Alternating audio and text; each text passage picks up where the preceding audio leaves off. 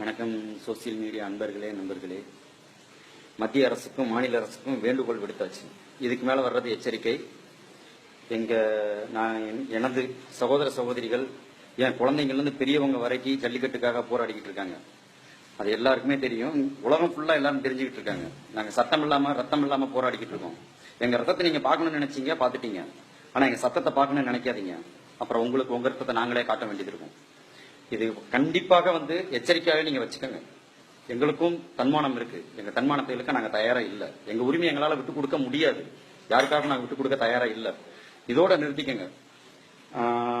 அப்புறம் பேர் என்னதுங்க? ராதாராஜன். அவளுக்கு என்ன அவ்வளவு திமிரா? அங்க இருக்கிறதுல நாங்க சகோதர சகோதரின்னு சொல்லிக்கிட்டு இருக்கோம். நீங்க எப்படி ஆத்தா கல்யாணம் முடிச்சு உங்க பிள்ளைகளை பெத்துக்கிறதுக்கு புருஷன் கூட இருந்தீங்களா, இல்ல வேற மாதிரி இருந்தீங்களா? இதுக்கு மேல எங்களால பேச தெரியும். தமிழ் படங்களில் நீ நடிக்க மாட்டேன். திரிசா ஆவேசமா ரொம்ப அவசியம். அடியே, நீ எல்லாம் அம்மனமா வந்தப்பவே நாங்க கண்டுக்கல். அடி, நீ எல்லாம் எங்களுக்கு மேட்டர உண்மையிலே நீ மேட்டர் தான். அது அடுத்த பிரச்சனை, அது வேற. ஓகேவா? தெரிஞ்சுக்க. நீ நடிக்கல, யாரும் கவலையும் படல. நீங்க வரவும் வராத. கட்சி ராஜா யாரா நீ? பரதேசி நாய். தமிழ்நாட்டில இருந்துட்டு முஸ்லீம் இருக்கக்கூடாது, கிறிஸ்டின் இருக்கக்கூடாது, ஒரு ஹிந்து இருக்கக்கூடாதுன்னு சொல்லிட்டு இருக்கிற அளவுக்கு நீ யாரா நீ? வடநாட்டுல 2 கன்னியாஸ்திரி சர்ச்சுக்குள்ள நுழைஞ்சு 2 கன்னியாஸ்திரியில கற்பழிச்சப்ப தமிழ்நாட்டுல கற்பு துடிப்பு போன ஒரு தமிழன், ஒரு முஸ்லீம். அதை மறந்துடாத.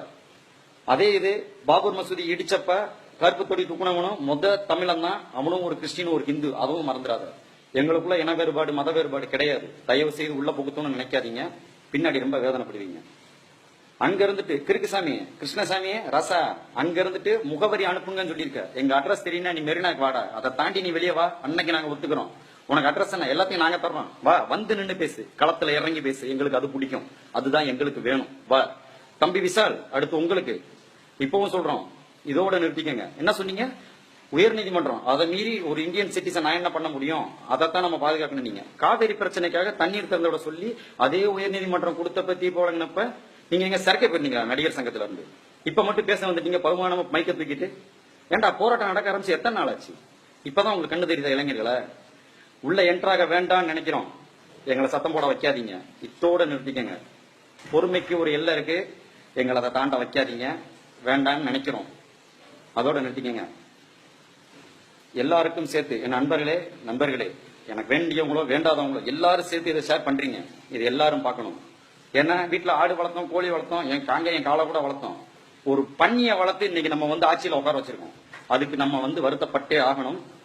இப்ப ஒண்ணு கெட்டு போகல, மாத்துவோம். நம்ம நினைச்சா மாத்த முடியாதுன்னு எதுவும் இல்ல. எல்லாத்தையும் மாத்துவோம். நம்ம மாத்த முடியும். நம்மால ஜல்லிக்கட்டு நம்ம உரிமை, நம்ம பண்பாடு, நம்ம பாரம்பரியம். அதை எவனுக்காண்டி விட்டு கொடுக்க முடியாது. விட்டு கொடுக்கவும் மாட்டோம். முடிஞ்சவன் என்ன வேணா பண்ணட்டும். தனியால நின்று போராடுவோம். எல்லாரும் நிக்கிறோம். யாரும் ஒருத்தனை விட்டுட்டு ஒருத்தனை எதுவும் பண்ணிட முடியாது. எங்க ரத்தத்தை பாத்துட்டீங்க. இன்னும் எங்க சத்தத்தை பார்க்க வேண்டாம்னு நினைக்கிறேன். இத்தோட நிறுத்திக்கங்க.